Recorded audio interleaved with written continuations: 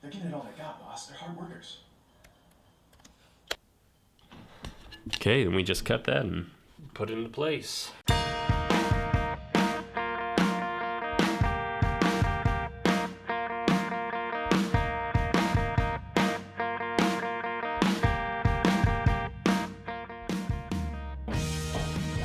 Let's try it again, because the Joseph needs to whip us over again. How efficient is your... So there we're able to kind of look at timing, that it's important to have boom, line to keep it moving forward. So shot blocking is something that we've talked about before. We call it shot blocking, other people call it previs, but the whole idea is we're shooting something before the actual shoot. Trying to figure out how it's all gonna fall together before you're actually on the shoot day and you don't have any time anymore to be making changes. If you don't know much about shot blocking, make sure you check out the link to check out those episodes.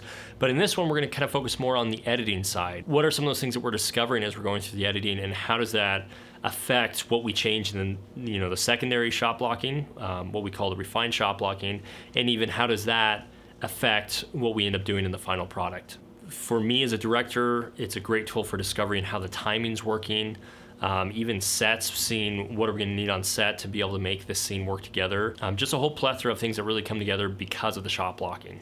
In this shot, you can tell between this and that one that we realize that the computer, who's actually gonna have a pre-recorded face of another actor on it playing out this part, the computer was too low. And so we were able to figure out that by putting it higher, it allowed Drew to do a better whip pan from that character to the boss character, from that character to the supporting character. Now we know that we need to bring something, some textbooks and stuff like that, or some paperwork to stack the computer up on so that the laptop is sitting up even with our actor's face.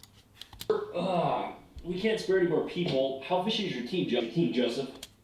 So the whip pans are a little bit in different areas, but that's okay. Again, it's not a final edit, so we could decide, okay, this cut is gonna work. We just have to make sure that the dialogue is in the same position as the whip pan, or maybe it doesn't work. Same line, but we shot it from a different angle. We didn't know if just doing a whip pan to him in this previous shot would be sufficient.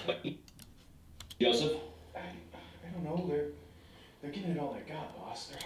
Or if we should cut this in the whip pan and use the whip pan as our transition. How efficient is your team, Joseph? I don't know. So despite the audio, it actually adds just a little bit more liveliness when I had disabled the video. That way we have it as an option, still placed into the edit. That'll be something that after I do this rough edit, I'll show it to the team, kind of get some feedback, show them some of these if-thens, and kind of see what everybody else's thoughts are so we can make a final decision on it. When it comes to the actual edit for the actual shoot, we have one of our editors take care of that because they're so much better at it than myself. But when it comes to the shot blocking, I personally like to edit those because it really gives me a hands-on approach of really understanding how is this going to come together in the edit for our editors, but also how does it need to come together in the shoot? How does it need to come together with the actors? How does it need to come together with all those elements that are involved that I will be in charge of as a director? We were trying to shoot the hero character separate from everybody else to kind of let him stand out. But I almost feel like in watching this that he's too removed. And almost in this case, it needs to be the opposite, that, maybe in the background of this conversation, have the hero character just kind of with a seat pulled back or something. That way, he's now in the middle. And yeah, it looks like crap, but it'll give us a concept of, okay, if he's just in the background doing this stuff and then his line comes in from this same shot, it could kind of help it feel more organic. So kind of test it, use our imaginations and be like, okay, does this work or not? It's not quite time for the main character to be the hero, if that makes sense. There's not enough. It's happening too fast? Yeah, exactly. It happened just a little too fast and it's not established enough to be like, oh, and I think we're really close. So I wanted you to look at it. So we'll have Joseph's character there, Boss here, and then maybe just have James kind of a little bit in the background. Okay. And I'll show you why I think that could work, because it helps his answer kind of be a little less like, oh, where'd this guy come from? So he could be not sitting at the table, he's just off to the side at a desk or something, and then he comes over to the table and sits down. Yeah. Like he joins the meeting. Yeah, instead of like following. Oh, dude, he should be like making like have a little table back here, and he's like making a coffee or something. Yeah, you know, we could if we call Vision Trax. Like he wasn't even part of the meeting. Or he is, but you know he's not completely in tune with it. That Because he's above it all. Yeah, that could be cool. All right. Just because it works well in the script does not mean that it works on screen. The script contains the vision and the content. The shot blocking is really about making sure all of the details are there to back up the vision, and that the pacing is there to make the content worthwhile. The next part is that we have notes from the rough shot blocking. The team's reviewed it, we've all given feedbacks, we've talked about things that could possibly change, and we go into the next part, which is the refined shot blocking, which is where we try to see if we can polish up those issues that we had within the first one. Really depending on the project, we have different levels of refined shot blocking. Even sometimes we do a third round of shot blocking depending on how complex the shots are. In this case, it didn't really call for it because the shots themselves were pretty simple. The weight of the message and the vision was really carried on the dialogue and the delivery of it and the timing of it. Okay, Drew, what do you think of the possible changes? I think they're very good. Wise. Wise statements. Okay, Andrew, can we have you back over at his position? Yes. And after she says her line, whip hand back over to where this would be. I'm just gonna. Should I just do like a full on? Like, Yep, and then we'll cut. Okay. It's gonna be 1.1. And then